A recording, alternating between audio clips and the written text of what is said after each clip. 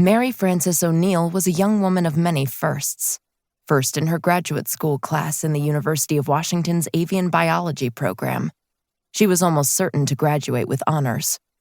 She was also the first female student in the history of Hood River Valley High School to earn a full ride to UW for academics and not sports. She was the first member of her family to complete a bachelor's degree, let alone a Master of Science.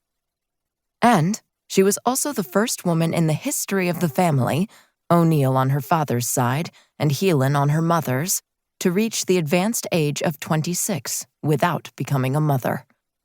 This last, it should be noted, was not an accomplishment universally admired by her kin, many of whom wanted nothing more for her than a marriage with a nice local boy and a steady job at the county. On this September day in 1998, Mary Frances, who almost everyone called Frankie, was not thinking about her academic, professional, or romantic future. She was focused entirely on getting to June Lake, where she hadn't been in more than a year. The truck puttered along the old Bees Highway north of the Columbia River, hugging the banks of the White Salmon River as it twisted and turned its way through the great dark woods. It was a difficult road, but Frankie knew it by heart, every curve and corner, each patch of rough pavement, and all the road signs, which grew fewer as the highway climbed up into the remote corner of the Gifford-Pinchot National Forest. Here was the bridge at Hewsome Falls, where flashing white water tumbled over the double drop into the river. There was the wide gray face of the dam that held back the once wild flow of the White Salmon River.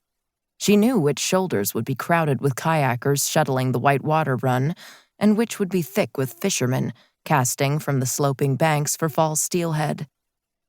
Then came fields, stretching out on either side of the highway, giving way to thickening woods as the road climbed toward the little jewel of an alpine lake, tucked high in the forest at the foot of Mount Adams. Frankie cracked the window and listened to the rush of the river and the crash of the falls as she crossed the bridge. A kingfisher keened along the riverbank, and a Steller's jay chattered a machine gun reply. She'd driven this road countless times over the decades with her parents, her brother, her grandparents, and her cousins.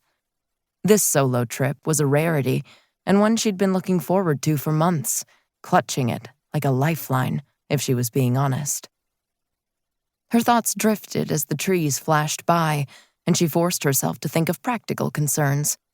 The checklist of supplies she'd brought for her trip, the potential change in the weather during this transitional month of September, and the hour of sunset, which was the most important question of the day. Like most people who frequented June Lake, the O'Neill family never ran the boat after dark. Driving at night was to risk running aground in unseen shallows or colliding with old deadhead logs, remnants from the forest's timber heyday that could surface unexpectedly. And even in summer, the weather could change quickly on the lake. Since the boat was the only way to reach the family cottage, it was a key consideration. Frankie glanced at her watch, and at the sun now far above the west shoulder of the mountain. She had plenty of time. The knot of anxiety in her chest loosened a bit, and she leaned back against the cracked leather seat. Traffic thinned north of the dam. A logging truck blew by, trailing the sharp, sweet tang of freshly cut trees. After that, she had the road to herself. It took more than an hour to reach Mill 3, and a light rain began to fall as she pulled into the marina parking lot. Mill 3 was one of several small logging towns, unimaginatively named by the Cooley Lumber Company in the 1920s. The once thriving settlement was now just a wide spot in the road, with a gas station, a post office, and a shabby park next to a small marina where the O'Neills docked their boat. The communities of Mill 1 and Mill 2 had long been reclaimed by the woods, and those who remembered them were all dead. Frankie cut the engine and looked out over June Lake at a view that seemed unchanged in her more than 25 years of coming here. The dark green water caught the muted sunlight that slanted through the clouds and undulated without breaking. Large ponderosa pines and Douglas firs grew close together here, all the way down to the water's edge.